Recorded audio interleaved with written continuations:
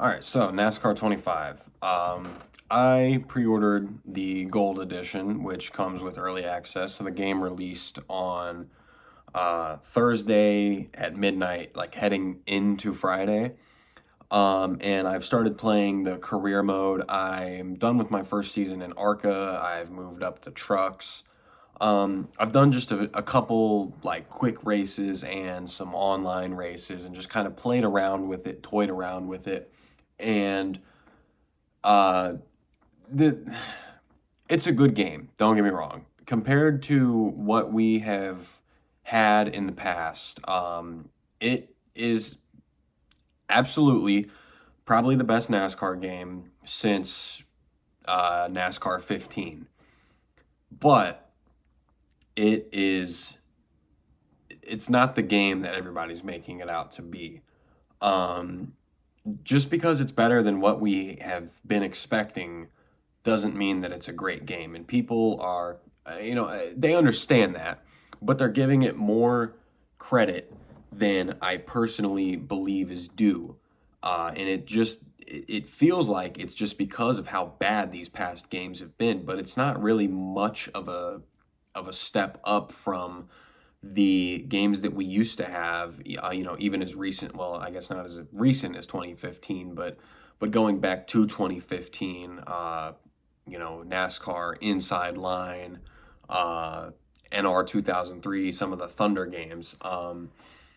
It's it's iRacing's first project, first video game NASCAR project, and I understand that there's things that they're going to work on, there's things that they're going to build on, um, but there's just certain issues with the game, bugs that have been fixed so far, such as like force feedback was a bit of a problem. People on their wheels, they weren't getting any sort of force feedback through the turns down the straightaways, and there was a patch that came out for that.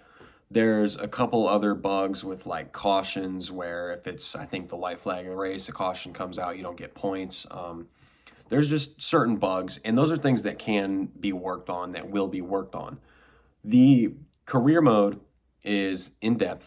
I really like the idea of the career mode, but what my problems with the game are so far are the way that the car handles, the way it drives, and overall just certain physics of the game and the AI. I and what I mean by that is the car feels like there's no optimal setup. It's either plowing tight or extremely loose. You can't run a very great line at certain tracks because you're either not getting enough out of the car or you're getting too much out of it and you're going sideways. Online, I have noticed that you are not being penalized nearly enough for overshooting the turn and getting into the wall. It doesn't seem like it slows you down enough. If you absolutely barrel into a turn and get yourself slowed down enough, but you come up and hit the outside wall, it's not going to slow you down enough to hurt you. So it's rewarding the people pretty much that do that.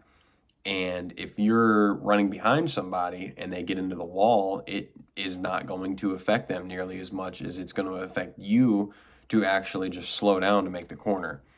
The paint booth is all right. It's, again, better than some of the previous games that we've had. I know there were some games, Heat Evolution, some of the Heat games that there really wasn't even a paint booth.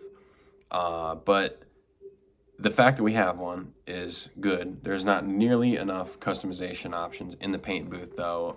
There are features that are missing that I feel like should be uh, self-explanatory. I don't think that they should necessarily have to be asked of, like layering or not layering, layers being flipped and mirrored to the other side of the car. If I'm doing something on the left side of the car, how am I supposed to perfectly replicate that on the other side, get it scaled correctly, placed correctly, there needs to be an option to mirror and flip logos on the other side of the car.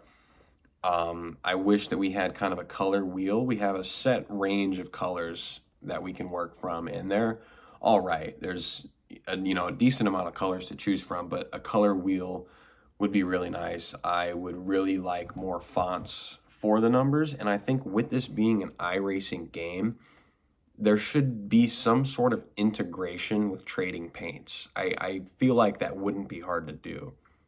The soundtrack of the game's great. The look of the game, for the most part, is great. I've seen issues where if you're running on an Xbox Series X at certain tracks, I think road courses specifically, I saw the cars and track kind of look grainy. They're a little bit blurry. I'm not having that issue on PS5, but I have heard a lot of people that play on the Xbox talking about this is an issue. So hopefully that can get fixed. Um, Overall, though, it's a good base game. It is a great base game, and I think iRacing can build off of that. But this game was announced 2 years ago, and for a company like iRacing, who already had the tracks laser scanned, who already had the cars laser scanned, and a lot of these pieces that they needed already at their disposal, I would have liked to see more out of it. They have the tools, the funding, the know-how. They have one of the best simulator games possibly of all time. And I feel like making a video game for a console and PC should be easier than making a simulation style game.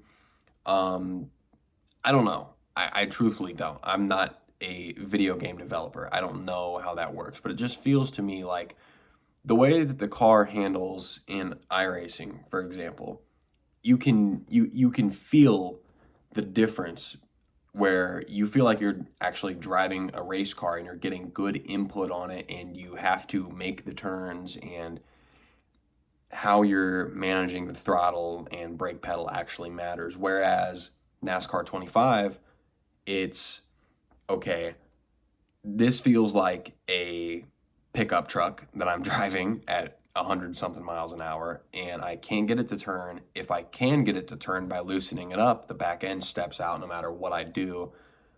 I wish that there was some sort of balance or fix to it. And I'm going to try to look at like driving assists and see what I can tweak, advanced controls to see what I can tweak and try to find something good. But I overall don't necessarily like the physics of it. With that being said, it's still a good game. If you haven't bought the game and you're thinking about buying the game, I would personally say go for it. It is a step up from everything that we've had recently. And I can't necessarily speak from experience because I haven't played any NASCAR games since I think Heat 3.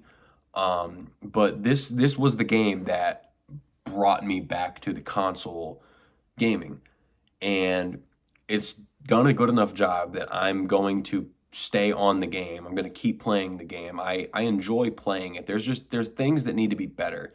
And people are too scared to admit that there are things that are wrong with the game that need to be fixed, that shouldn't be issues in the first place when iRacing is developing this game. And people don't want to give it the criticism that it rightfully deserves because, for one, iRacing is this big brand that at this point almost every NASCAR and motorsport fan in general knows. And two, it is a step up from everything we've had in the past, but that doesn't make it great. So people would rather just say, this is a great game, nothing wrong with it, absolutely fantastic. No, we need to give it some sort of criticism because playing the game, it definitely deserves it. It is a good game, and I'm going to continue to play it. I like playing the game, but there are things that need fixed, and we are right to criticize these things. With that being said, though, I am about to get back on here and try to complete my Truck Series career. Wish me luck. We'll see how it goes. What are your thoughts on the game? Like I said, if you haven't bought it, I would recommend. I don't know that I would recommend the gold edition. You've only got what, 2 days until the base game comes out. Save yourself the $20. Uh, Go ahead and pick up the game. Try to have fun with it. No crossplay, unfortunately, but that's another thing. Hopefully, we get that in the next game. Peace out, everyone.